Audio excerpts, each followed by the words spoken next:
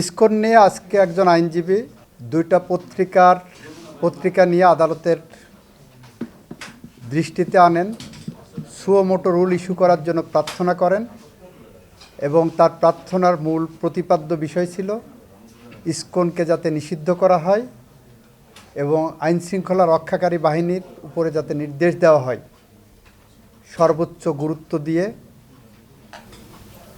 এই ঘটনাটি তদন্ত করে দোষীদের আইনের আওতায় আনা এবং এমার্জেন্সি ডিক্লেয়ার করানোর জন্য আগামী অন্তত 2 সপ্তাহ। এই পরিস্থিতিতে আদালত আমাকে ডেকে পাঠান। আমি আদালতের সামনে যেয়ে বলি, ইসকনের ইস্যুটা এটা দুর্ভাগ্যজনক। যে আইনজীবী এটা এনেছেন তার হৃদয়ে যে রক্তক্ষরণ হচ্ছে, এই রক্তক্ষরণ বাংলাদেশের 18 কোটি মানুষের হৃদয়েই হচ্ছে।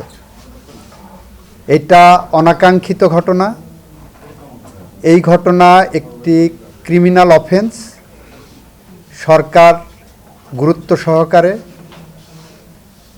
এই ঘটনাটিকে দেখছেন এবং এইটার যথাযথ আইনি পদক্ষেপ সরকার নেবেন। এই সংগঠন রেজিস্টার্ড কিনা, এই সংগঠন নিষিদ্ধ হবে কিনা, এই সংগঠনের বিরুদ্ধে কী ব্যবস্থা নেওয়া হবে, এই সংগঠনের অস্তিত্ব কী, এই সবগুলো বিষয় সরকারের পলিসি ডিসিশন এবং সরকার এটা খোঁজখবর নিয়ে যথাযথ আইনিভাবে এটাকে দেখবেন। সব কিছুই আদালতের সামনে এসে সুও মোটো নিষিদ্ধ করতে হবে। এই প্রক্রিয়ার সাথে আপনাদের জুডিশিয়াল রিভিউয়ের যে অ্যাকশন সেটা যাওয়া উচিত না বলে আমি মনে করি। এটা সাংবিধানিক আইনের সাথে কতটুকু যাবে সেটাও আমাদের বিবেচনা করতে হবে, আমাদের দেখতে হবে। এই কারণে এই রুলটা বা এই নির্দেশনাটা এখন প্রয়োজন আছে বলে মনে করছি না। এটা প্রিম্যাচিউর। দেখেন সরকার কি করছে, দেখেন বিষয়টা কিভাবে হ্যান্ডেল হচ্ছে, সব পর্যালোচনা করে তারপরে যদি হয় তখন প্রপার ওয়েতে আসলে এটা দেখা যেতে পারে। আদালত অ্যাপারেন্টলি মনে হলো যে আমাদের বক্তব্যে সন্তুষ্ট।